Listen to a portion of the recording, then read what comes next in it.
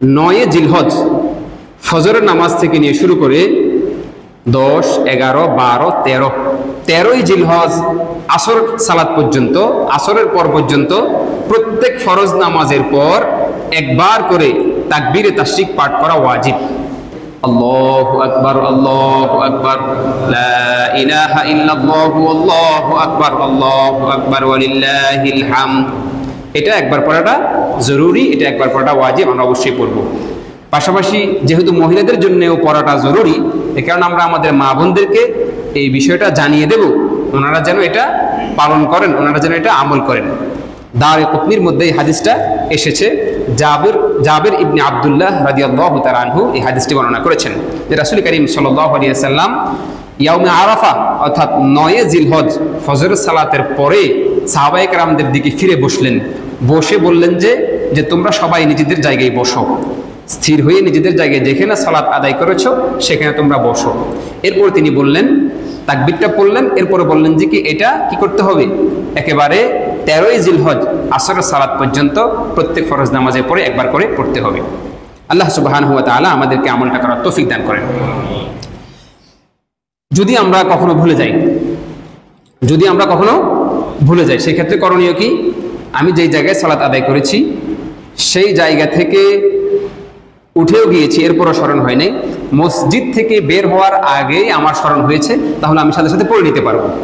মসজিদ থেকেও বের হয়ে গিয়েছি, এরপরে গিয়ে স্মরণ হয়েছে, সেক্ষেত্রে আমার দ্বারা একটি ওয়াজিব তরক হয়ে গিয়েছে, একটি ওয়াজিব ছুটে গিয়েছে আমার কাছ থেকে। এই কারণে আল্লাহ সুবহানাহু ওয়া তাআলার কাছে অনুতপ্ত হতে হবে, ক্ষমা চাইতে হবে, ইস্তিগফার করতে হবে। এটার আর কোনো কাজা নেই, এটার আর কোনো কি নেই, কাজা নেই। এ কারণে মা বোনরা প্রত্যেক ফরজ সালাতের পরে তারা বাসায় পড়বে, আওয়াজ ছাড়া পড়বে। আমরা পুরুষরা মসজিদে পড়বো, জোরে পড়বো। কখনো কোনো পুরুষ যদি জামাত না পায়, একাকী পড়ে, তার জন্যেও কিন্তু তাকবীরে তাশরিক পড়াটা ওয়াজিব, পড়তে হবে। ঠিক আছে ইনশাআল্লাহ। আমরা একসাথে যখন সালাত আদায় করি সুবিধা হচ্ছে, কারো না কারো স্মরণ থাকে। দেখা গেছে ইমাম সাহেব শুরু করে, অন্যরা পড়া শুরু করে, ইমাম সাহেবের ভুলে গেলে কোনো একজন মুসল্লি শুরু করে, সবাই কি পড়া শুরু করে। এটা আমরা খেয়াল করবো ইনশাআল্লাহ তাআলা। বাকি একটা প্রাসঙ্গিক মাসালা, যারা পেছনের দিকে থাকবেন ফরজ সালাতগুলোতে, তারা যদি দেখেন আপনাদের পাশে কি আছে, মাসবুক মুসল্লিরা আছে, তো আপনারা অত্যধিক জোরে পড়বেন না, নিজে শুনেন যে এরকম জোরে পড়বেন, আল্লাহু আকবার, আল্লাহু আকবার, এভাবে একটু করে শুনবেন, যাতে করে আপনার ওয়াজিব আদায় করতে গিয়ে আরেকজনের ফরজ সালাতের সমস্যা না হয়। ইয়াউমে আরাফার রোজা রাখা, 9 জিলহজের রোজা রাখা, এই বিষয়টা রাসূল করিম সাল্লাল্লাহু আলাইহি ওয়াসাল্লাম হাদিস ইরশাদ করেছেন যে 9 দিন লাগাতার জিলহজের শুরু থেকে একেবারে 9 তারিখ পর্যন্ত 9টি রোজা রাখা সবগুলোই সুন্নাহ, আপনার সবগুলোই কি নফল পর্যায়ের রোজা, এগুলো গুরুত্বপূর্ণ। আপনি রাখলে আপনার কি হবে, অনেক বেশি সওয়াব হবে, 1 বছরের রোজার আপনি সওয়াব পাবেন। বাকি 9 জিলহজের রোজাটা 2 বছরের, আগের 1 বছরের পরের 1 বছরের গুনাহসমূহ আল্লাহ সুবহানাহু ওয়া তাআলা ক্ষমা করে দিবেন, সুবহানাল্লাহ। আচ্ছা, আগের গুনাহটা তো আমরা করি নাই, তাহলে সেটা কিভাবে ক্ষমা করবে? মানে আপনি এই রোজাটা রাখার দ্বারা এমন হবে বিষয়টা, আল্লাহ তাআলা আপনাকে দয়া করে, মেহেরবানি করে, অনুগ্রহ করে বড় ধরনের পাপ থেকে বাঁচিয়ে রাখবেন, সুবহানাল্লাহ। এই কারণে এই রোজাটা খুবই গুরুত্বপূর্ণ। এটা স্বাভাবিকভাবেই আমরা আপনার বিগত 10-15 বছর আগ পর্যন্ত এটা নিয়ে কোনো দ্বিমত ছিল না, কোনো কথাবার্তা ছিল না, এটা আমরা 9 জিলহজ রাখতাম, ঠিক আছে। তো ইদানিংকালে কিছু কিছু ওলামায়ে কেরাম দ্বিমত করছেন যে না, এটা 8 তারিখ রাখতে হবে, 9 জিলহজ রাখলে হবে না, সৌদি আরবের সাথে মিলিয়ে রাখতে হবে। এই বিষয়ে আসলে কথাটা কি? রোজা যেটা 2 বছরের গুনাহ ক্ষমা করা হবে, সেটা হচ্ছে 9 জিলহজের রোজা, সুনিশ্চিতভাবেই 9 জিলহজের রোজা। বাকি আপনি যদি চান, ঠিক আছে, আপনি 8 তারিখেটাও রাখতে পারেন। আর আগে থেকে বলা হয়েছে যে 9 দিন লাগাতার রোজা। অনেক আল্লাহর বান্দারা আছেন যারা একেবারে 1 জিলহজ থেকে লাগাতার রোজা রাখতেছেন, কেউ কেউ আছেন মাঝে মাঝে রাখতেছেন, ঠিক আছে। তাহলে শেষ 2টা রোজা রাখলে আমার এমন কি ক্ষতি হবে আমাকে বলেন? আমরা শেষ 2টা রোজা যদি রেখেই দেই, তাহলে যারা দ্বিমত করছেন তাদের দ্বিমত করার সুযোগ থাকে না, ঠিক আছে ইনশাআল্লাহ। তাহলে আমরা যারা নিয়ত করেছি রোজা রাখবো, আমরা চেষ্টা করবো ইনশাআল্লাহ তাআলা আগামীকাল শনিবার, আজকে রাতে খাবার খেয়ে শনিবার রোজা রাখবো, তাহলে 8 জিলহজের রোজা আগামীকাল, আর রোববার হচ্ছে 9 জিলহজের রোজা। আল্লাহ সুবহানাহু ওয়া তাআলা আমাদেরকে আমল করার তৌফিক দান করেন। ঈদের রাতে ইবাদতের ফজিলত। ঈদের রাতটা আমাদের সমাজে বোমা ফোটানো, বাজি ফোটানো, নাচানাচি করা, গান বাজানো, এই সেই, গরু নিয়ে আলোচনায় লিপ্ত থাকা, চায়ের দোকান আড্ডা দেওয়া, এগুলো হচ্ছে আমাদের নিত্যনৈমিত্তিক কাজ। অথচ রাসূল করিম সাল্লাল্লাহু আলাইহি ওয়াসাল্লাম ইরশাদ করেছেন, মান কামা লাইলাতাইল ঈদাইনি মুহতাসিবান লাম তামুত কলবুহু ইয়াওমা তামুতুল কুলুব। যেই ব্যক্তি দুই ঈদের রজনীতে ইবাদত করে, যে ব্যক্তি দুই ঈদের রজনীতে ইবাদত করে, সেই ব্যক্তির অন্তর কখনো মরবে না, সেই ব্যক্তির অন্তর কখনো পচে যাবে না। এমনকি হৃদয়সমূহ, অন্তরসমূহ যেদিন মারা যায়, ইসরাফিল আলাইহিস সালামের সিংহার ফুঁকে যেদিন সমস্ত হৃদয়গুলো ইন্তেকাল করবে, ঈদের রজনীতে যারা যারা ইবাদত করতেন তাদের অন্তরগুলো সেই সময়ে মরবে না। সুবহানাল্লাহ। এ কারণে ঈদের রাত্রে ইবাদত করা অত্যন্ত গুরুত্বপূর্ণ একটি বিষয়। আমরা এই ইবাদতটার প্রতি আমরা মনোযোগী হওয়ার চেষ্টা করব ইনশাআল্লাহ তাআলা। আবশ্যক না যে সবাইকে মসজিদে এসে ইবাদত করতে হবে, আপনি চাইলে ঘরেও ইবাদত করতে পারেন, আপনি চাইলে মসজিদে এসেও ইবাদত করতে পারেন, কোনো সমস্যা নেই। আল্লাহ সুবহানাহু ওয়া তাআলা আমাদেরকে এই বিষয়ে সচেতন হওয়ার তৌফিক দান করেন, আমিন। আমরা প্রত্যেকেই চেষ্টা করব ঈদের রজনীতে কিছু কিছু ইবাদত করার জন্য। অন্তত যে মাগরিবের সালাতের পর থেকে ঈদের রাত শুরু হয়ে যায়, আমি মাগরিবের সালাতের পরে 2 রাকাত 4 রাকাত নফল নামাজ পড়লাম, এরপর আমি কিছুক্ষণ কোরআন তেলাওয়াত করলাম, সূরা ওয়াকিয়া পড়লাম, সূরা মুলক পড়লাম, সূরা বাকারার শেষ 3 আয়াত পড়লাম, সূরা হাশরের শেষ 3 আয়াত পড়লাম। এই গুরুত্বপূর্ণ কিছু বিষয় আমি ইবাদত করলেও আমি কোরআন তেলাওয়াতের মধ্যে, কোরআন তেলাওয়াতের যারা করেন তাদের আমি অন্তর্ভুক্ত হয়ে যেতে পারি। এরপর আমি কিছু নফল সাদাকা করলাম, দান খায়রাত করলাম, আশপাশের প্রতিবেশীদেরকে আমি কিছু দেওয়ার চেষ্টা করলাম। যারা গরিব আছে, যে তাদেরকে তো আমরা ঈদের দিন গোশত দেবো, এটা আমরা অনেকে মানে মনে মনে আছে আমাদের, কিন্তু ওই বেচারার যে মশলা কেনারও কি দরকার আছে, টাকার দরকার আছে, ওই বেচারার যে কি আপনার আনুষঙ্গিক তেল পেঁয়াজ ইত্যাদি কেনার দরকার আছে, সেটা কিন্তু আমরা অনেক সময় খেয়াল করি না। তো ঈদের রাত্রে এই জিনিসটা খেয়াল করা চাই। এটা কিন্তু একটা সুবর্ণ সুযোগ আমাদের হাতে। আমরা যদি ঈদের রাতে তার বাসায় কিছু জিনিস পাঠিয়ে দিই, এই 100-200 টাকা, 400-500 টাকা আমার তৌফিক অনুযায়ী 2-3 ঘরে আমি পাঠিয়ে দিলাম, কিছু মশলা ক্রয় করে পাঠিয়ে দিলাম, আপনি কল্পনা করতে পারবেন না তার বিল থেকে আপনার জন্য যে পরিমাণ দোয়া আসবে, এই দোয়া দিয়ে আপনি এটার বিনিময় দিয়ে দিতে চাইবেন কাল কিয়ামত দিবসে, যে সে আমার জন্য কি পরিমাণ দোয়া করলো। এই কারণে খাবার খাওয়ানো, খাবারের ব্যবস্থা করা মানুষকে, এটাও কিন্তু ইসলামের একটা অত্যন্ত গুরুত্বপূর্ণ শিয়ার, এটা নিদর্শন ইসলামের, এটা ইসলামের একটা কি আদর্শ। চেষ্টা করবেন ইনশাআল্লাহ তাআলা। হয়তো অনেকে আমলটা করেন বা অনেকের মাথায় নাই, করেন না, তো যেহেতু শুনছেন ইনশাআল্লাহ এখন থেকে চেষ্টা করবেন। আশপাশের গরিব যাদের প্রতি আপনার ধারণা আছে যে তারা মানুষের কাছে চায়ও না এবং তাদের সমস্যাও আছে, এমন ব্যক্তিদের বাসায় আপনি কিছু কি মশলাপাতি, তেল ইত্যাদি কিনে পাঠিয়ে দিলেন, এটা অনেক বড় সওয়াবের কাজ। কারণ আগামীকাল তার পেরেশানিটা দূর হয়ে যাবে। আর আপনি এখনো দিতে পারেন, কোনো সমস্যা নেই, যাতে করে তার কেনার আর কোনো কি চিন্তা ভাবনা করা না লাগে। আল্লাহ সুবহানাহু ওয়া তাআলা আমাদেরকে আমল করার তৌফিক দান করেন, আমিন। তাহলে আমরা ঈদের রাতে ইবাদতের কথা বললাম। আমরা তো ইনশাআল্লাহ তাআলা চেষ্টা করব ভোর রাতে ওঠার জন্য, ভোর রাতে উঠে তাহাজ্জুদের সালাত আদায় করার জন্য। যদি না পারি অন্তত ইশারের সালাতের পর 2 রাকাত নফল নামাজ পড়ে যদি আপনি শুয়ে যান, সেটাও কিন্তু তাহাজ্জুদের অন্তর্ভুক্ত হবে, সেটাও কিন্তু তাহাজ্জুদের অন্তর্ভুক্ত হবে। বাকি এই তাহাজ্জুদটা ভোর রাত্রের তাহাজ্জুদের মতো এত বেশি সুমিষ্ট হবে না, এটা এত বেশি কি হবে না, সুমিষ্ট হবে না, এত বেশি স্বাদযুক্ত হবে না, মানে এত বেশি সওয়াবযুক্ত হবে না। আল্লাহ সুবহানাহু ওয়া তাআলা আমাদেরকে ওয়াবিল আসহারিহুম ইস্তাগফিরুন, মানে যারা ভোর রাত্রে উঠে আল্লাহ তাআলার কাছে ইস্তেগফার করে, তওবা করে, কান্নাকাটি করে, ক্ষমা চায়, তাদের অন্তর্ভুক্ত হওয়ার তৌফিক দান করেন, আমিন। সম্মানিত উপস্থিতি, এতটুকু যদি আমরা না পারি, অন্তত ঈদের রজনীতে একটা কাজ আমরা করবো ইনশাআল্লাহ তাআলা। এশারের সালাতটা জামাতে পড়বো, ফজরের সালাতটা জামাতে পড়বো, কি বলেন ইনশাআল্লাহ? এই ইনশাআল্লাহ আওয়াজ কমে গেছে, বলেন ঈদের দিন ফজরের সালাতটা জামাতে পড়বো তো ইনশাআল্লাহ? ইনশাআল্লাহ তাআলা। ঈদের দিন ফজরের জামাত পড়তে হয় মুসল্লি মাত্র 10 জন, 20 জন, 30 জনকে নিয়ে। আর ঈদের জামাতের মধ্যে বিশাল মুসল্লি, আল্লাহু আকবার, মনে হচ্ছে সবাই চতুর্থ আসমানে গিয়ে ঘুমায়, আর ঈদের সময় সবাই কি মাঠে নেমে আসে। এই লোকগুলাই আবার ঈদের সময় ঈদের জামাতের জন্য আন্দোলন করে যে ঈদের জামাতটা 8টা বাজে দিতে হবে, 10টা বাজে দিতে হবে, 9টা বাজে দিতে হবে। সুন্নাহ পরিপন্থী একটি কাজ, খুব ভালো করে খেয়াল করবেন। রাসূল করিম সাল্লাল্লাহু আলাইহি সাল্লাম ঈদের জামাত আদায় করেছেন কোথায়? মদিনায়। 10 বছরের একটি বছর আপনি কোনো ইতিহাস পাবেন না যে রাসূল করিম সাল্লাল্লাহু আলাইহি সাল্লাম কখনো 7টা বাজে আদায় করেছেন, কখনো 7:30 বাজে আদায় করেছেন, কখনো 8টা বাজে আদায় করেছেন, আপনি কোনো প্রমাণ পাবেন না। তাহলে ঈদের জামাত কখন হইতো? রাসূল করিম সাল্লাল্লাহু আলাইহি সাল্লামের সাহাবীর হাদিস শুনেন। عن جندب رضي الله تعالى عنه قال كان النبي صلى الله عليه وسلم يصلي بنا الفطر والشمس على قيد رمحين والأضحى على قيد رمح। ফিকহ সুন্নাহর 1 নম্বর খণ্ডের 119 নম্বর পৃষ্ঠায় হাদিসটি আছে। রমহুন শব্দের অর্থ হচ্ছে বর্ষা। আগে যুদ্ধের মধ্যে তীর তলোয়ার বর্ষা ব্যবহার হতো। একটা বর্ষা কতটুকু লম্বা আপনাদের কি ধারণা? একটা মানুষের সমপরিমাণ বা তার সাথে একটু ছোট বা তার সাথে একটু লম্বা। এক বর্ষা পরিমাণ সূর্য যদি মাথার উপর উঠতো, রাসূল করিম সাল্লাল্লাহু আলাইহি সাল্লাম কোরবানির ঈদের সালাত আদায় করে ফেলতেন। আর 2 বর্ষা পরিমাণ উঠলে রোজার ঈদের সালাত আদায় করে ফেলতেন। বুঝতে পারছেন বিষয়টা? তার মানে হচ্ছে সূর্য ওঠার 20 থেকে 30 মিনিট পরে, সূর্য ওঠার 20 থেকে 30 মিনিট পরে রাসূল করিম সাল্লাল্লাহু আলাইহি সাল্লাম ঈদের সালাত আদায় করে ফেলতেন। মানে কি বিষয়টা? বিষয়টা হচ্ছে তৎকালীন সময়ে এটা কল্পনাও করা যেত না যে ঈদের সালাতে কিছু লোক আসবে, সেই লোকগুলো ফজরের সালাতে আসে নাই। এটা তৎকালীন সময়ে কল্পনাও করা যেত না।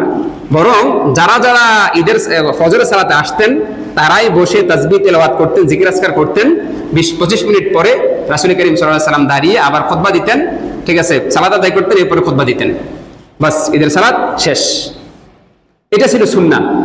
এবং এই সুন্নাহটা বর্তমান উপমহাদেশের লোকদের জন্য বাদ দেওয়া হয়েছে, এরকম কোনো ফিকহের কিতাবও নাই জিনিসটা। কিন্তু উপমহাদেশের আমরা জনসাধারণরা এই বিষয়ে বদ্ধপরিকর। প্রয়োজনে কমিটির সাথে যুদ্ধ হবে, প্রয়োজনে ইমাম সাহেবের সাথে বার্গেনিং হবে, প্রয়োজনে কি মানে আপনার ঝগড়া ফাসাদ হবে, তারপরও আমরা এই সুন্নাত পালন করতে রাজি নেই। এই ধরনের কিছু টেন্ডেন্সি মন মানসিকতা লালনকারী ব্যক্তিদের জন্য আমরা ফজরের পর পরে ঈদের সালাতটা আদায় করতে পারছি না। কাল কিয়ামত দিবসে ইনশাআল্লাহ আপনাদেরকে এই বিষয়ে জবাব দিতে হবে আল্লাহ তাআলার কাছে। আমরা বারবার আপনাদেরকে আন্তরিকভাবে রিকোয়েস্ট করছি, আপনারা এই বিষয়ে একটু মনোযোগী হন, একটু সচেতন হন, একটু সতর্ক হন। আপনারা কমিটিকে উৎসাহিত করেন, ইমাম মুয়াজ্জিনদেরকে আপনারা এই বিষয়ে আশ্বাস দেন যে ইনশাআল্লাহ হুজুর আপনারা সুন্নাহ অনুযায়ী সিদ্ধান্ত নেন, আমরা আপনাদের সাথে ঈদের সালাত আদায় করব। এখন যে সমস্ত ভাইয়েরা ফজরের সালাত মিস করতে অভ্যস্ত এবং যারা এখন থেকে নিয়ত করে রাখছে যে আমরা ঈদের ফজর নামাজ পড়ব না, ওই সমস্ত ব্যক্তিরাও কিন্তু আপনি যদি ফজরের সালাতের পর পর ঈদের নামাজ দিয়ে দেন, তারাও কিন্তু ফজর নামাজের দিন আসবে ইনশাআল্লাহ তাআলা। এই ঘটনা ঘটছে আলহামদুলিল্লাহ। আমরা আমাদের বিগত মসজিদগুলোতে এই সুন্নাহটা প্রতিষ্ঠা করার চেষ্টা করেছি। মানুষ প্রথমবার শুনতে চায় না, দ্বিতীয়বার শুনতে চায় না, যখন বারবার বলা হয় তখন মানুষ শুনে বিষয়গুলো। তো আলহামদুলিল্লাহ শেষ বছর যখন হয়েছে, জনসাধারণ যখন মত চাওয়া হয়েছে যে আপনারা ঈদের সালাত কয়টা বাজে পড়বেন, 6:30টায় পড়বেন নাকি 8টা বাজে পড়বেন, জনসাধারণ সবাই 6:30টার পক্ষে মত তুলতেছে, 6টার পক্ষে মত তুলতেছে আমরা 6টা বাজে পড়ে ফেলবো। কারণ আমরা এখন 4:40-এ ফজর নামাজ পড়ি। একটু হিসাব করবেন জিনিসটা, বিবেক খাটাবেন। আপনার মানে আত্মহমিকার আপনার নফসানিয়তের জন্য, মানে আপনার নফসকে খুশি করার জন্য আপনি আমাদেরকে সুন্নাহ থেকে সুন্নাহ অনুযায়ী আমল করতে দিচ্ছেন না। 4:40-এ ফজরের সালাত আদায় করি, 5:40-এ 1 ঘন্টা, 6:40-এ 2 ঘন্টা, 7:40-এ 3 ঘন্টা। তাহলে আমরা যদি 7:30টাও সালাত আদায় করি, 10 মিনিট কম 3 ঘন্টা পরে আমরা সালাত আদায় করতেছি ফজরের। আপনি বলুন তো ঈদের দিন ফজরের পর আপনি ঘুমাচ্ছেন, আপনার বিবেক বোধটা কোথায় ভাই? আপনি নিজেকে একটু প্রশ্ন করেন না? আপনি আমার কথাগুলো হার্ড ভাবে না নিয়ে আপনি একটু সহজভাবে নেওয়ার চেষ্টা করেন, বুঝেন, একটু নিজেকে নিজে জিজ্ঞেস করেন, বালিশের মাথাটা দিয়ে চিন্তা করেন যে রাসূল করিম সাল্লাল্লাহু আলাইহি ওয়াসাল্লাম 10 বছরে যে কাজটা কখনোই করেন নাই, আর আমি প্রাউডলি সেই কাজটা সবসময় করছি এবং আমি নিজেকে একজনকে গর্বিত মুসলিম মনে করি। এটা কেমন ধরনের কথা? আল্লাহ সুবহানাহু ওয়া তাআলা আমাদের সবাইকে বুঝদান করেন, আমিন। আমরা প্রত্যাশা করব, যেহেতু আমরা আপনাদের এখানে নতুন, আমরা আপনাদেরকে বিষয়গুলো এই বিষয়ে উদ্বুদ্ধ করার চেষ্টা করব। আগামী রমজান থেকে ঈদ থেকে আপনারা ইনশাআল্লাহ তাআলা এই বিষয়ে সর্বোচ্চ পর্যায়ে সচেতন থাকবেন, সর্বোচ্চ পর্যায়ে আগ্রহী হবেন যে আমরা ইনশাআল্লাহ তাআলা ফজরের পর সালাত আদায় করে ফেলব। বিশেষ করে কোরবানির সালাত তো দেরি করার কোনো সুযোগই নেই, কারণ কোরবানির সালাতের পরে আমাদের অনেক কাজ, আমাদের গরু জবাইয়ের কাজ আছে, চামড়া খাওয়ানোর কাজ আছে, মাংস বন্টনের কাজ আছে, মাংস না, শব্দটা হচ্ছে গোশত বন্টনের কাজ আছে। তো ইত্যাদি ইত্যাদি অনেকগুলো কাজ থাকা সত্ত্বেও আমরা শুধুমাত্র এলাকার মুসলিম ও কিছু মানুষের জন্য আমরা সুন্নাত অনুযায়ী আমলটা করতে পারি না। আল্লাহ সুবহানাহু ওয়া তাআলা আমাদের সবাইকে সুন্নাত অনুযায়ী আমল করার তৌফিক দান করুন এবং যে ভাইয়েরা সুন্নাতের বিরোধিতা করেন আল্লাহ তাআলা তাদেরকে বুঝদান করেন, আমিন। আমরা তাদের জন্য এর চেয়ে বেশি কিছু বলতে পারি না। আমরা তাদের জন্য আন্তরিকভাবে দোয়া করি, আল্লাহ তাআলার কাছে প্রার্থনা করি আল্লাহ তাআলা তাদেরকে বুঝদান করেন, সহিহ বুঝদান করেন। আপনি একটা সুন্নাহ এই জামানায় আদায় করা 100 শহীদের সওয়াব বলা হয়েছে। এটা কি এত ইজি বিষয়? এত ইজি না তো। কারণ আপনি যে বিরোধিতা করবেন এটা তো রাসূল করিম সাল্লাল্লাহু আলাইহি ওয়াসাল্লামকে আল্লাহ তাআলা আগে জানাই দিয়েছিলেন। আল্লাহ তাআলা আমাদের সবাইকে বুঝদান করেন, আমিন। যাই হোক, আমি হয়তো এই বিষয়ে একটু কড়া কথা বলে ফেলছি। আমি চাচ্ছি যে জাস্ট আপনাদের যেই মাইন্ড সেটিং, এই মাইন্ড সেটিং এর একটু আঘাত লাগুক, জিনিসটা আপনারা বুঝেন, ঠিক আছে, যে এটা আসলে সুন্নাহ না, এটা রাসূল করিম সাল্লাল্লাহু আলাইহি ওয়াসাল্লামের কর্মপদ্ধতি না। তো আপনি কিভাবে রাসূল করিম সাল্লাল্লাহু আলাইহি ওয়াসাল্লামের কাছ থেকে হাউজে কাউসারে পানি প্রত্যাশা করেন আবার ওনার সুন্নাহ বিরোধী কাজ করেন? কিভাবে সম্ভব? এটা হবে না। আমাদেরকে সুন্নাহর দিকে ফিরে আসতে হবে। আমাদেরকে ঈদের সালাত আদায় করতে হবে ফজর নামাজের পর পর। যদি আমরা না পারি, 1 বছরে না পারলে আমরা 3 বছরের চেষ্টা করবো, 3 বছরে না পারলে আমরা 4 বছরের চেষ্টা করবো, কিন্তু আস্তে আস্তে করবো। আল্লাহ তাআলা আপনাদের সাথে আমার রিজিক রাখুক অথবা না রাখুক, আপনাদের প্রতি আমি রিকোয়েস্ট করে গেলাম, আপনারা ইনশাআল্লাহ তাআলা ঈদের নামাজগুলো ফজরের সালাতের পর পর পড়ার চেষ্টা করবেন, যেভাবে সাহাবায়ে কেরামরা এবং রাসূল কারীম সাল্লাল্লাহু আলাইহি ওয়াসাল্লাম আদায় করেছেন। আল্লাহ তাআলা তৌফিক দান করুন, আমিন। ঈদের দিনের সুন্নাত সমূহ। ঈদের দিন কি কি ধরনের সুন্নাত আমাদের জন্য আছে? 1 নাম্বার হচ্ছে রোজার ঈদের সময় আমরা বলে থাকি যে ফজরের নামাজের পরে আপনি কিছু মিষ্টি জাতীয় খাবার খেয়ে আসেন, খেজুর খেয়ে আসেন। রাসূল কারীম সাল্লাল্লাহু আলাইহি ওয়াসাল্লাম বেজোড় সংখ্যক খেজুর খেয়ে রোজার ঈদের নামাজ পড়তে আসতেন। কিন্তু কোরবানির ঈদের বিষয়ে একটু কথা আছে, খুব ভালো করে খেয়াল করবেন। কোরবানির ঈদের দিন ফজরের পর যারা যারা কোরবানি করবেন তাদেরকে না খাওয়ার জন্য উৎসাহিত করা হয়। খাওয়া যাবে না বিষয়টা এরকম না, ভালো করে বুঝবো আমরা। রাসূল কারীম সাল্লাল্লাহু আলাইহি ওয়াসাল্লামের আদত ছিল, অভ্যেস ছিল, তিনি কোরবানির ঈদের দিন ফজরের পরে কিছু খেতেন না। কখন খেতেন? পশু জবাই করার পরে, সেই পশুর গোশত পাক করার পরে সর্বপ্রথম খাবারটা তিনি পশুর গোশত দিয়ে খেতেন। সুবহানাল্লাহ বলেন সবাই। এখন দেখেন, মানে সবগুলো সিচুয়েশন যদি আপনি মিলান, আপনাকে ফজরের পরে কিন্তু সালাত আদায় করতে হয়। কারণ আপনি যদি 8টায় সালাত আদায় করেন, আপনার গরু শুতে শুতে লাগবে 9টা, ঠিক আছে? আপনার ঘরে গোশত চাইতে বাজবে 10টা, আপনার রান্না হইতে হতে বাজবে 1টা। তো আপনার জন্য এটা কঠিন। এখন আপনি ওই সুন্নাত পালন করতে পারবেন না। কিন্তু আপনি যদি ফজরের পর পর রাসূল কারীম সাল্লাল্লাহু আলাইহি ওয়াসাল্লামের মতো কি করে ফেলেন, সালাতটা আদায় করে ফেলেন, তাহলে আপনার 7টা 8টার ভিতরে সব রেডি। আপনি 9টার ভিতরে অন্যান্য দিনের মতো স্বাভাবিকভাবে আপনি কি করতে পারবেন? নাস্তা করতে পারবেন। কি দিয়ে? কোরবানির গরুর গোশত দিয়ে। আমার আব্বাজান আলহামদুলিল্লাহ তিনি সবসময় আমলটা করতেন যে কোরবানির দিন সর্বপ্রথম খাবারটা, আমরা সকালবেলা অনেক বলতাম ওনাকে, উনি কিন্তু কখনোই শুনতেন না। উনি সেই কোরবানির দিন, সেটা 1টা বাজুক, 12টা বাজুক, 11টা বাজুক, চেষ্টা করতেন যে কি সর্বপ্রথম খাবারটা কি দিয়ে খাওয়ার জন্য। পরে দেখলাম যে আলহামদুলিল্লাহ হাদিসের মধ্যেও আছে। এখানে আপনারাও চাইলে আমলটা করলে করতে পারেন, এটা একটা সুন্নাহ। যারা যারা কোরবানি করবেন এটা তাদের জন্য বিশেষ আমল, অন্যরা এটা করতে হবে জরুরি না, বাকি আপনি চাইলেও করতে পারেন, কোনো সমস্যা নেই। 2 নম্বর কথা, আমরা গোসল করব, উত্তমভাবে পাক পরিষ্কার হব। বাকি কোরবানির দিনের জন্য একটি বিশেষ মাসালা আমরা জানি যে আমরা অনেকে যারা জিলহজের চাঁদ ওঠার আগে আগে হাত নখ কেটে রেখেছি, এখন আর কাটছি না, চুল কাটছি না, মোচ কাটছি না, তো তারা কিন্তু আমরা ঈদের দিন সকালে ওগুলো কিছু কাটবো না। কারণ আমাদেরকে বলা হয়েছে আগেই যে পশু জবাইয়ের পরে কাটা যাবে। তাহলে ঈদের দিন সকালবেলা ফজরের নামাজের পরে, ঈদের নামাজের আগে তো কি হয় না, পশু জবাই হয় না।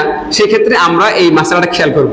আমরা কিন্তু ওই দিন কি করবো না, আমাদের আপনার যে অপ্রয়োজনীয় পশমগুলো আছে সেগুলো কাটবো না, আমরা নখ ইত্যাদি কাটবো না। আমরা ইনশাআল্লাহ তারা ঈদের সালাতের পরে কোরবানির এলাকায় সর্বপ্রথম একটা পশু জবাই হইলে এরপর আমরা ইনশাআল্লাহ তারা কি করতে পারবো, ওই বিষয়গুলোর দিকে আমরা যেতে পারবো। আল্লাহ তাআলা আমাদেরকে বুঝার তৌফিক দান করেন, আমল করার তৌফিক দান করেন। 3 নম্বর হচ্ছে আমরা খুশবু ব্যবহার করব, আতর ব্যবহার করব। 4 নম্বর হচ্ছে আমরা পায়ে হেঁটে মসজিদে আসবো। যদিও আমাদের বাহন থাকে, আমরা যারা এলাকার আছি আমরা অবশ্যই পায়ে হেঁটে আসার চেষ্টা করব। বাকি দূর থেকে যদি কেউ আসে তো তিনি বাহনে করে আসলেন, কাছাকাছি এসে অন্তত কিছুটা পায়ে হেঁটে আসলেন, যাতে করে কি ওই সুন্নাতটা আদায় হয়ে যায়। আর আসার সময় খেয়াল করব, যদি এলাকায় আসার রাস্তা 2টা থাকে, যদি আসার রাস্তা 2টা থাকে তাহলে আমরা অবশ্যই ডান পাশের রাস্তাটা আসার সময় ব্যবহার করব, আবার যাওয়ার সময় ডান পাশের রাস্তাটা ব্যবহার করবো, তাহলে 2টা রাস্তা হয়ে যাবে। যদি 2টা রাস্তা না থাকে সেই ক্ষেত্রে আমরা কি করব, একটা রাস্তা দিয়ে আসবো, একটা রাস্তা দিয়ে যাব, কিন্তু প্রত্যেকবার খুব সতর্কতার সাথে মনোযোগ দিয়ে আমি ডান পাশ দিয়ে আসবো। এটা ধরেন রাস্তা, আমি আসার সময় এলাকার ও মাথা থেকে আসার সময় ডান হচ্ছে এটা, এদিকে যখন আসবে এই পাশ দিয়ে আসলাম, আর যাওয়ার সময় আমি আবার ডান পাশ দিয়ে গেলাম, তাহলে 2টো রাস্তা হয়ে গেল একরকম ভাবে। আল্লাহ সুবহানাহু ওয়া তাআলা আমাদেরকে আমল করার তৌফিক দান করেন, আমিন। আসার সময় পরস্পর কথাবার্তা, হাসি ঠাট্টা, মজাক, খোঁজখবর, ভাই কি অবস্থা, কেমন আছেন, এগুলো না বলে তাকবীর বলা জোরে জোরে, আল্লাহু আকবার, আল্লাহু আকবার, লা ইলাহা ইল্লাল্লাহু, আল্লাহু আকবার, আল্লাহু আকবার, ওয়ালিল্লাহিল হামদ। তাহলে কোরবানির ঈদের সালাতে আসার সময় আমরা কি করব, জোরে জোরে তাকবীর পাঠ করব। এটা খুবই গুরুত্বপূর্ণ বিষয়। ঈদের সালাতের সময় আস্তে আস্তে তাকবীর পড়ার কথা বলা হয়, বাকি কোরবানির ঈদের সময় আমরা কি করব, জোরে জোরে তাকবীর পাঠ করবো ইনশাআল্লাহ তাআলা। ঈদের মাঠে এসে আমাদের যে করণীয়গুলো আছে সেই করণীয়গুলোর মধ্যে অন্যতম হচ্ছে যে আমরা ইমামের কাছাকাছি বসার চেষ্টা করব। ইমামের কাছাকাছি বসার চেষ্টা করব। কোনো প্রকারের অপ্রয়োজনীয় বিনা প্রয়োজনীয় বেদরকারী কথাবার্তা আমরা বলবো না। মনোযোগ সহকারে আমরা আলোচনা শুনবো, খুতবা শুনবো। এখানে একটা প্রাসঙ্গিক মাসালা হচ্ছে ঈদের দিন ঈদের মাঠে অথবা বাড়িতে, ঈদের দিন ঈদের মাঠে অথবা বাড়িতে কোনো নফল সালাত নাই। ঈদের দিন সকালে ইশরাক সালাত নেই। এখানেও দেখেন আমরা সুন্নতের একটা খেলাফ আমল করি, বিপরীত একটা আমল করি। সেটা হচ্ছে আমাদের এই মাঠে ঈদের সালাতের ব্যবস্থা নেই, অথচ রাসূল কারীম সাল্লাল্লাহু আলাইহি ওয়াসাল্লামের মসজিদে মদিনা থাকা সত্ত্বেও তিনি সব সময় সালাত আদায় করতেন কোথায়? মাঠে। খোলা প্রান্তরে ঈদের সালাত আদায় করা এটা ইসলামের একটা শিআর, এটা ইসলামের একটা বৈশিষ্ট্য, এটা ইসলামের একটা নিদর্শন। আপনারা বলতে পারেন যে আমাদের তো জায়গা নাই, ঠিক আছে, আমাদের মাঠ নাই, জায়গা নেই, এটা একটা কজ, এটা একটা কারণ। কিন্তু আমাদের বিশ্বাস যেটা, সেটা হচ্ছে আপনারা যদি চান, আপনারা যদি এগ্রি হন, আগ্রহী হন, আজকে না পারলেও আগামী 10 বছর পরে, 5 বছর পর হলেও আপনারা হয়তো পারবেন। কিন্তু আপনাদের মধ্যে সেই ইচ্ছা, আগ্রহ থাকতে হবে যে আমরা ইনশাআল্লাহ তাআলা খোলা একটা মাঠ, খোলা একটা প্রান্তর আমরা ব্যবস্থা করার চেষ্টা করব। সেখানে আমরা ঈদের সালাত আদায় করবো, জানাজা সালাত আদায় করবো। যে সমস্ত মাসআলাগুলো আপনার কাছে নতুন মনে হয়, প্রথম মনে হয়, সেই সমস্ত মাসআলাগুলোর ক্ষেত্রে আপনাদের প্রতি আমাদের আন্তরিক রিকোয়েস্ট এবং অনুরোধ হচ্ছে যে আপনারা সাথে সাথে রিয়েক্ট করবেন না, ধৈর্য ধরবেন এবং এটার ব্যাপারে একটু যাচাই বাছাই করার চেষ্টা করবেন। পড়াশোনা এখন খুব ইজি হয়ে গেছে। আপনি চাইলে, আপনার একটা বড় মোবাইল আছে, আপনি চাইলে ওখানে একটু লিখতে পারেন যে রাসূল কারীম সাল্লাল্লাহু আলাইহি ওয়াসাল্লাম ঈদের সালাত কোথায় আদায় করতেন, খালাস আপনি পেয়ে যাবেন। আপনি দেখবেন যে রাসূল কারীম সাল্লাল্লাহু আলাইহি ওয়াসাল্লাম ঈদের সালাত কয়টা বাজে আদায় করতেন, এটা লিখে সার্চ দেন, দেখবেন পেয়ে যাবেন। এই হাদিসটা, যে হাদিসটা আমি পড়ছি, সেই হাদিসটা চলে আসবে আপনার সামনে। আন জুনদুবিন রাদিয়াল্লাহু তাআলা আনহু ক্বালা কানা নবী সাল্লাল্লাহু আলাইহি ওয়াসাল্লাম ইউসাল্লি বিনাল ফিত্র ওয়াশ শামসু আলা কয়দি রমহাইন ওয়াল আযহা আলা কয়দি রমহিন। রাসূল কারীম সাল্লাল্লাহু আলাইহি ওয়াসাল্লামের অভ্যাস ছিল তিনি ফজরের সালাতের পরপর ইশরাকের ওয়াক্ত হয়ে গেলেই সাথে সাথে কি করতেন? ঈদের সালাত আদায় করে ফেলতেন, আর কোরবানিরটা আরেকটু আগে করতেন। ঈদেরটা একটু দেরি করতেন, কোরবানিরটা আরেকটু আগে করে ফেলতেন। এভাবে সবকিছুই আপনি পেয়ে যাবেন। জানাজা সালাতের ব্যাপারে বললাম, আপনাদের এখানকার হয়তো সিস্টেম থাকতে পারে যে আমরা মসজিদে সবসময় পড়ে আসছি, কেন পড়বো না? তো এটা আপনি সবকিছুর জন্য দলিল হচ্ছে সাহাবায়ে কেরাম এবং রাসূল কারীম সাল্লাল্লাহু আলাইহি ওয়াসাল্লাম। তাহলে আর কোনো কি নেই, ঝগড়া নাই, কোনো সমস্যা নেই। রাসূল কারীম এবং সাহাবায়ে কেরামদেরকে যদি আপনি দলিল মেনে নিতে পারেন নিজের মন থেকে, তাহলে আপনার সাথে আর কারোর সাথে কোনো দ্বিমতই হবে না। আর যার সাথে দ্বিমত হবে তার সাথে কথা বলতে যাবেন না, কোনো ঝামেলা নাই। আল্লাহ সুবহানাহু ওয়া তাআলা আমাদেরকে আমাদের প্রতিটা ইবাদত, আমাদের প্রতিটা আমল রাসূল কারীম সাল্লাল্লাহু আলাইহি ওয়াসাল্লাম এবং সাহাবায়ে কেরামদের মতো করে করার তৌফিক দান করেন, আমিন। সম্মানিত উপস্থিতি, তাহলে আমরা বললাম যে ঈদের দিন সকালবেলা আমাদের জন্য কি নেই? নফল সালাত নেই, ওই দিন ইশরাকের সালাত নেই, দুখুলুল মসজিদ নেই। এই দুখুলুল মসজিদের কথা আমাদেরকে বলা লাগতো না যদি আজকে আমাদের মাঠ থাকতো, তাহলে আমরা সরাসরি বলতাম যে আপনি তো মসজিদে প্রবেশ করেন, মাঠেই আসছেন, এখানে আপনার কোনো কি নেই, সালাত নেই, বাড়িতেও নেই, এখানেও নেই, বলে আমি বাসা থেকে পড়ে আসবো না, এটাও নেই। যে রাসূল কারীম সাল্লাল্লাহু আলাইহি ওয়াসাল্লাম বলেছেন, যেই ব্যক্তির উপর কোরবানি আবশ্যক কিন্তু সে গড়িমসি করে কোরবানি করলো না, অথবা সামাজিকভাবে সে গরিব হিসাবে নিজেকে উপস্থাপন করে রাখলো, কোরবানি করলো না, ওই ব্যক্তির ব্যাপারে রাসূল কারীম সাল্লাল্লাহু আলাইহি ওয়াসাল্লাম বলছেন ফালা ইয়াহজুর মুসাল্লানা, অন্য হাদিসে আছে ফালা ইয়াকরাবান্না মুসাল্লানা, সে যেন ঈদের সালাতে আমাদের ঈদগাহে সে যেন অংশগ্রহণ না করে, ঈদগাহে সে যেন না আসে। নাউজুবিল্লাহ, কত বড় ধরনের একটা মানে শাস্তিমূলক কথা। আপনি চিন্তা করছেন, এলাকার আপনি যদি কয়েকজন মানুষকে বলে দেন যে আমরা ঈদের নামাজ আদায় করবো, কিন্তু আপনারা এই কয়েকজন আসতে পারবেন না, এটা তাদের জন্য বড় ধরনের একটা শাস্তি হবে না? রাসূল কারীম সাল্লাল্লাহু আলাইহি ওয়াসাল্লাম সেই কথাটাই বলেছেন যে তোমার উপর কোরবানি আবশ্যক হয়েছে, আপনার উপর কোরবানি আবশ্যক হয়েছে, আপনি কি করলেন না? কোরবানি করলেন না। আপনার উপর আবশ্যক হয়েছে কি হয় নাই সেটা আপনি ভালো জানেন, আপনার ফতুয়াটা আপনি জানেন, কারণ আপনাকে জানিয়ে দেওয়া হয়েছে সর্বনিম্ন ৭৫,০০০ টাকা, সর্বনিম্ন ৭৩,৫০০ টাকা, আর এই বছর যদি বেশি হয় সর্বোচ্চ হলে ৮৪,০০০ টাকা। এতটুকু ব্যালেন্স আপনার কাছে থাকলেই আপনার উপর কোরবানি আবশ্যক হবে। এখন আপনি জানেন আপনার কোথায় কোথায় আছে, কিভাবে আছে, সেটা আপনি জানেন। আপনি সেটা কি আরেকজনের উপর ইয়া করলে হবে না, আপনার নিজেরটা আপনি ভালো জানেন। এই কারণে আমরা আপনাদেরকে আরেকবার স্মরণ করিয়ে দিচ্ছি এই বিষয়টি। রাসূল কারীম সাল্লাল্লাহু আলাইহি ওয়াসাল্লাম ওই সমস্ত ব্যক্তিদের ব্যাপারে খুব কড়াকড়ি হুঁশিয়ারি উচ্চারণ করেছেন যারা কোরবানি আবশ্যক হওয়া সত্ত্বেও কোরবানি করছেন না। আমরা বলেছিলাম আপনাদেরকে পবিত্র কোরআনের রেফারেন্স দিয়ে রব্বুল আলামিন বলেছেন ফাসল্লি লিরাব্বিকা ওয়ানহার। এই আয়াতের দুটো ব্যাখ্যা মুফাসসিরিন কেরাম করেছেন। একটা হচ্ছে যে সালাত যেরকম আবশ্যক গুরুত্বপূর্ণ, কোরবানিও এরকম আবশ্যক গুরুত্বপূর্ণ।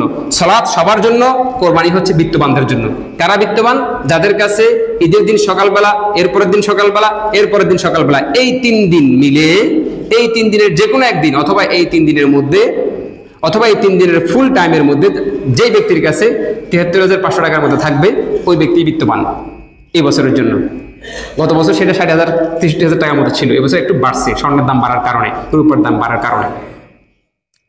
যে সমস্ত সম্মানিত মা বোনদের কাছে 1 ভরি পরিমাণ স্বর্ণ আছে, 1.5 ভরি পরিমাণ স্বর্ণ আছে, প্লাস তার কাছে 1-2 হাজার টাকা আছে, তাদের উপরেও কিন্তু এই বছর কোরবানিটা আবশ্যক হবে, কারণ স্বর্ণের দামটা অনেক বেশি। বিক্রিত মূল্য ধরতে হবে। স্বর্ণের মাত্রাটা আমি বলে দিচ্ছি, খেয়াল করেন। ক্রয় মূল্য না, বিক্রয়ের মূল্য ধরতে হবে। পুরাতন স্বর্ণ বিক্রি করলে উনি কত পাবে বাজারে সেটা যাচাই করবেন আপনি। এরপর হচ্ছে কি আপনার ওনার যদি 22 ক্যারেট স্বর্ণ হয় সেটা বিক্রি করলে কত হয়, 21 ক্যারেট স্বর্ণ হলে কত হয়, 18 ক্যারেট স্বর্ণ হলে কত হয়। ওনার কাছে কি স্বর্ণ আছে সেটা আমরা ভালো জানবো না, দোকানদাররা ভালো জানবে। স্বর্ণকাররা তাদের কাছে গিয়ে দেখে যে ভাই এই স্বর্ণটার দাম কত আছে। তো এই স্বর্ণটার দাম যদি 50,000 টাকা হয় তাহলে আপনার উপর আসছে না, এই স্বর্ণটার দাম যদি 80,000 টাকা হয় তাহলে আপনার উপর আসবে। তাহলে প্রত্যেকের বিষয়গুলো আমরা বুঝতে পারতেছি। আল্লাহ তাআলা আমাদেরকে আমল করার তৌফিক দান করেন। সম্মানিত উপস্থিতি, ফাসাল্লি লিরাব্বিকা ওয়ানহারের দ্বিতীয় একটি তাফসীর যেটি করা হয়েছে, উলামায়ে কেরাম বলেছেন, মুফাসসিরে কেরাম বলেছেন, সেটা হচ্ছে যে আগে সালাত আদায় করতে হবে, তারপরে হচ্ছে কি ওয়ানহার, নহর করতে হবে, কোরবানি করতে হবে। সুতরাং যে ব্যক্তি সালাত আদায় করতে অভ্যস্ত নয়, যে ব্যক্তি সালাত আদায় করে না, যে ব্যক্তি সালাত আদায়ের প্রতি তার কোনো কি নেই, গুরুত্ব নেই, মনোযোগ নেই, সেই ব্যক্তির কোরবানি বিশেষ কোনো কাজ দিবে না। সেই ব্যক্তির কোরবানি বিশেষ কোনো কি দিবে না, কাজ দিবে না। কারণ এখানে আপনাকে সিরিয়ালটা মেনটেন করতে হবে। আগে সালাতের কথা বলেছে, ফাসল্লি, সালাত আদায় করুন, দেন তারপর হচ্ছে ওয়ানহার, তারপর আপনি কি করুন, কোরবানি করুন।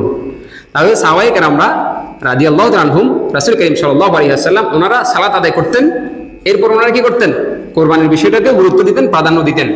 এখন আমরা কি করছি যে কত বড় গরু কিনা যায় সেই বিষয়ে আমরা মনোযোগী, কিন্তু গরু কিনতে গিয়ে আমি আমার আসর মাগরিব 3 ওয়াক্তের সালাত কিনে দিচ্ছি, বাদ দিয়ে দিচ্ছি, যে আমি তো গরুর বাজারে আসছি, আজকেও কি আবার সালাত আদায় করতে হবে। এই ধরনের একটা টেন্ডেন্সি, এই ধরনের একটা ফিলিংস আমাদের অনেকের ভিতরে কাজ করে, যে আমি তো অনেক বড় সওয়াবের নিয়তে, অনেক বড় সওয়াবের একটা কাজ করতে আসছি, ঠিক আছে, আজকে তো 2 ওয়াক্ত সালাত ছুটে যেতে পারে, লা কাল্লা, কখনোই না। বরং আপনার সালাত ফার্স্ট, দেন আপনি অন্যান্য কার্যক্রমের মধ্যে কি হবেন, যুক্ত হবেন। কেন, যে সমস্ত ভাইয়েরা সালাত আদায় করতে অভ্যস্ত না, আপনাদের ব্যাপারে কিন্তু হানাফি মাযহাব ছাড়া অন্য 3 মাযহাব খুব কড়াকড়ি বক্তব্য দেয় যে আপনাদের সাথে কোরবানি দিলে কোরবানিও হবে না। বুঝতে পারছেন বিষয়টা? আমরা এতটা কঠোর ফতোয়া দেই না, আমরা শুধু একটু বলি যে আপনি যদি মুনকিরিনে সালাত হন, মানে আপনি যদি সালাত আদায় তো করেন না সেটা না, বরং আপনি যদি বলেন যে না সালাতের কি দরকার, সালাত আদায় করার কি দরকার, নামাজ না পড়লে কি হবে, এই ধরনের মন মানসিক যদি আপনি লালন করেন, বাস্তবে কিন্তু আপনার সাথে কোরবানি দিলে আসলে কোরবানি হবে না। এবং আপনার কোরবানি যদি আপনি একাকিও দেন, আপনারটা কোনো কাজের না, আপনি জাস্ট বুঝতে খাইলেন। কেন ভাইরা, আমরা প্রত্যেকে ইনশাআল্লাহ তাআলা সালাতের প্রতি মনোযোগী হব, 5 ওয়াক্ত সালাত জামাতের সাথে আদায় করার চেষ্টা করবো ইনশাআল্লাহ তাআলা। আর নিজের গরু নিজে জবাই করা উত্তম, নিজের পশু নিজে জবাই করা উত্তম। আমি আবারও বলছি, খেয়াল করেন, রাসূল করিম সাল্লাল্লাহু আলাইহি সাল্লাম নিজেই নিজের গরু কি করতেন, জবাই করতেন। হাদিসের মধ্যে কাবশাতাইন, মানে ভেড়া, কালো কুচকুচে কালো ভেড়া রাসূল করিম সাল্লাল্লাহু আলাইহি সাল্লাম একবার কি করেছেন, জবাই করেছেন। তো রাসূল করিম সাল্লাল্লাহু আলাইহি সাল্লাম দোজাহানের সরদার হওয়া সত্ত্বেও, রাসূল করিম সাল্লাল্লাহু আলাইহি সাল্লাম নবীদের নেতা হওয়া সত্ত্বেও, সমস্ত মাখলুকাতের মধ্যে সর্বশ্রেষ্ঠ হওয়া সত্ত্বেও, তিনি যদি তার নিজের কোরবানি নিজে দিতে পারেন, আমি আর আপনি আর ভাই কি, আমরাও আমাদের কোরবানিটা নিজেরা দেওয়াটা কি বেস্ট, এটাই হচ্ছে উত্তম, ঠিক আছে। বাকি আপনি যদি চান অন্য কারো মাধ্যমে কি করতে পারেন, করাইতে পারেন, সেটা যারা ভালো জানে, যারা অভিজ্ঞ আছে, যারা আগে থেকে করেছেন, যারা জবাইয়ের মাসালাগুলো সম্পর্কে অভিজ্ঞ। এখানে 4টা রগ আছে, তার মধ্যে 2টা রগ গিয়ে 3 নম্বর রগটাও পর্যন্ত সম্পূর্ণরূপে কি হতে হবে, কর্তৃত্ব হতে হবে, কাটা হতে হবে। এই মাসালাগুলো যারা পরিপূর্ণরূপে জানে এমন ব্যক্তিদেরকে আপনি চাইলে করাইতে পারেন, কোনো সমস্যা নেই। বাকি উত্তম হচ্ছে নিজের জবাইটা কি নিজে করা। গোশত বন্টনের বিষয়টা, গোশতটা 3 ভাগে আমরা বন্টন করতে পারি।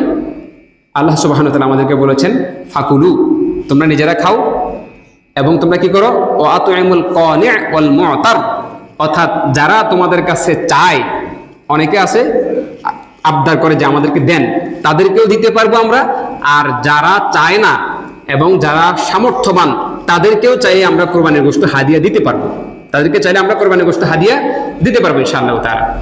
তাহলে কোরবানির গোশতের মোটামুটি ভাবে 3 ভাগ, এটা মুস্তাহাব, এটা কোনো ফরজ ওয়াজিব না। সেটা হচ্ছে 1 ভাগ নিজেদের জন্য রাখা, 1 ভাগ গরিব মিসকিনদেরকে দিয়ে দেওয়া, আর 1 ভাগ হচ্ছে আত্মীয় স্বজনদেরকে দেওয়া।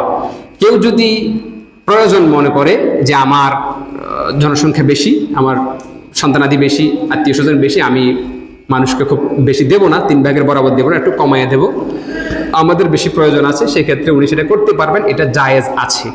উত্তম মুস্তাহাব হচ্ছে 3 ভাগ করে দেওয়া। 3 ভাগ করাটা ফরজ ওয়াজিব এরকম কোনো কিছু না। খুব ভালো করে বুঝবেন, একজন ব্যক্তি ধরেন 7 ভাগে তিনি কি করেছেন, কোরবানি করেছেন। তো 7 ভাগে কোরবানি করে ওনার ধরেন 1,40,000 টাকা, ওনার 20,000 টাকা আসছে, উনি 20,000 টাকা দিয়ে নিলেন। তো 1,40,000 টাকার গরু কতটুকু পাই উনি 7 ভাগে বসতে পাবেন, 7 ভাগের 1 ভাগ ধরুন উনি 20 কেজি পেলেন, কথার কথা, ঠিক আছে। তো ওনার পরিবারের সদস্য 7-8 জন, তাহলে উনি কিন্তু যদি 3 ভাগ করেন ওনার জন্য এটা কঠিন হয়ে যাবে। আরেকজন আছে পুরা গরু উনি একা করছেন, ওনার পরিবারের সদস্য মাত্র 3 জন, তো উনি 3 ভাগ না, উনি যদি অর্ধেক চাই দিলে কোনো নিষেধ আছে? এটা বুঝতে হবে বিষয়গুলো। প্রত্যেকটা জায়গায় আমরা বুঝে আমল করার চেষ্টা করবো ইনশাআল্লাহ তাআলা। মানে যার প্রয়োজন নাই তাকে আমরা উৎসাহিত করি যে আপনি ফ্রিজিং না করে বেশি কি করেন, দান করে ফেলেন। আর যার খাওয়ার প্রয়োজন আছে সে আপনি খান, কোনো সমস্যা নেই। বাকি উত্তম হচ্ছে আপনার কিছুটা হলো কি দেওয়া। এখন কথা হচ্ছে ফ্রিজিং করা জায়েজ আছে কি নাই? জায়েজ আছে। সাহাবায়ে কেরামদের মধ্যে থেকে এই মাসালাটা পাওয়া যায়। ওনারা কোরবানির গোশত প্রথমে রাসূল কারীম সাল্লাল্লাহু আলাইহি ওয়াসাল্লাম নিষেধ করছিলেন, কারণ প্রথম কোরবানি করানোওয়ালা যোগ্য ব্যক্তি ছিল কম, সামর্থ্যশীল সাহাবায়ে কেরাম কম ছিল। এই কারণে রাসূল কারীম সাল্লাল্লাহু আলাইহি ওয়াসাল্লাম বলছে 3 দিন বেশি রাখবা না, সবাইকে কি করে দাও, বিলি করে দাও, যাতে করে সবাই পায়। এরপরে যখন কি হলো, মোটামুটি সামর্থ্য বেড়ে গেল, গানিমা আসা শুরু হলো, বিভিন্ন দিকে যুদ্ধ জিহাদের মাধ্যমে সাহাবায়ে কেরাম উপকৃত হওয়া শুরু করলেন, তখন আল্লাহ রাসূল বললেন যে এখন আর আগের সেই মাসালাটি আবশ্যক না যে 3 দিনের মধ্যে খেয়ে ফেলতে হবে বা বিলে দিতে হবে, তোমরা চাইলে এখন রাখতে পারো, ফ্রিজিং করা যাবে। ভাই খুব ভালো করে খেয়াল করবেন, আমরা একটা সুবর্ণ সুযোগ গরিবদেরকে দেওয়ার, এই সুবর্ণ সুযোগে যদি আমরা এই সুবর্ণ সুযোগকে কাজে না লাগাই, তাহলে এটা আমাদের জন্য অত্যন্ত দুর্ভাগ্যের একটি বিষয় হয়ে দাঁড়াবে যে আমার তৌফিক আছে, আমি 50 কেজি দিতে পারবো, আমি সেখান থেকে মাত্র 5 কেজি দিয়ে 45 কেজি ফ্রিজিং করে ফেললাম। এটা অসুন্দর, এটা দৃষ্টিকটু। গরিবের হক আছে, আশপাশে প্রতিবেশীদের কি আছে, হক আছে। আল্লাহ তাআলা আমাদেরকে বুঝার তৌফিক দান করেন।